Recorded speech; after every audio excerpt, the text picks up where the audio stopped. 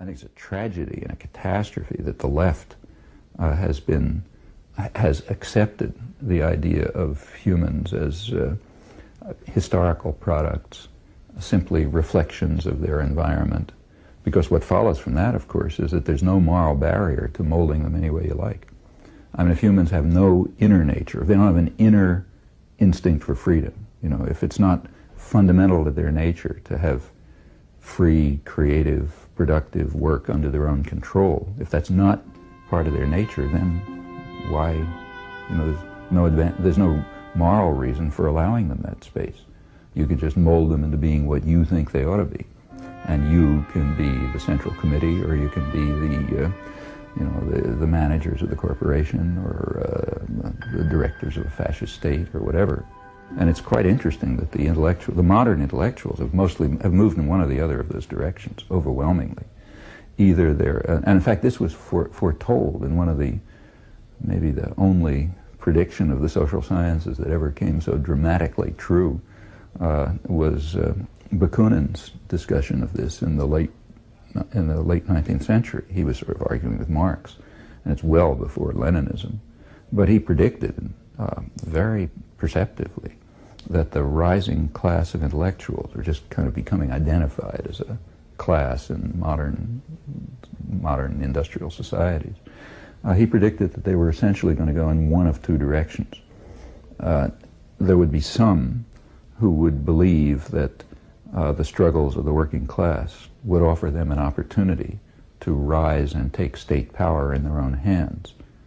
And at that point, he said, they would become the red bureaucracy who would create the worst tyranny that humanity has ever known. Of course, all in the interests of the workers. That's one direction. And he said the others would recognize that you're never going to get power that way. And the way to get power is to associate yourself with what we would nowadays call state capitalism, and just become the servants of its ruling class. And then you become the managers and the ideologues and so on for the state capitalist system. And as he put it, those people will beat the people with the people's stick.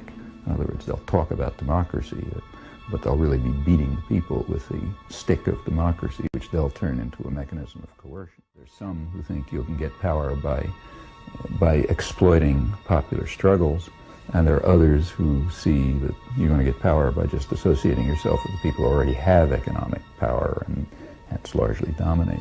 And I think that was a very accurate description of the century that followed him.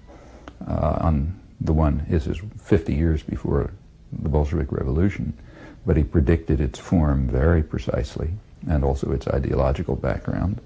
And he also predicted quite accurately what happens in the modern state capitalist industrial societies. And looking at it now from the retrospect of 100 years, I think we can see this development very clearly. And it also explains an odd fact about 20th century intellectual life, namely how easy it's been for people to shift from one position to another. So the same person who's a Stalinist apologist one year is a super American patriot the next year, supporting every atrocity and working in the Hoover Institute and associated with most reactionary institutions. That transition, which sometimes is called the God that failed change, which was sort of authentic in the early years, like people like Silone and others, there was something authentic about it. It became a joke. I mean, as when people within in fact, we're seeing it in Russia right now. The worst commissars are now the ones who are most passionate about the free market and investing and enriching yourself and so on. They've made the transition very easily, and that goes way back. And I think the reason is there's no transition. It's just a different estimate as to where power lies, but the same ideology. The ideology is you beat the people with the people's stick, and we're going to do it. And in fact, if you look at modern democratic theory in the West, it's remarkably similar to this. It's remarkably Leninist in its character.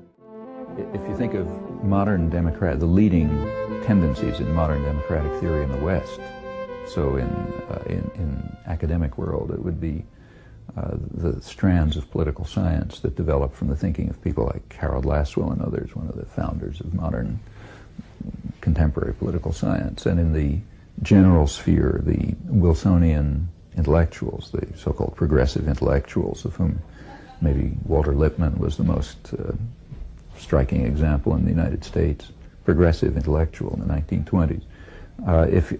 All of these people developed theories of democracy, and they're quite interesting. They're very Leninist in their character. The conception is that in a democracy there's two classes of citizens.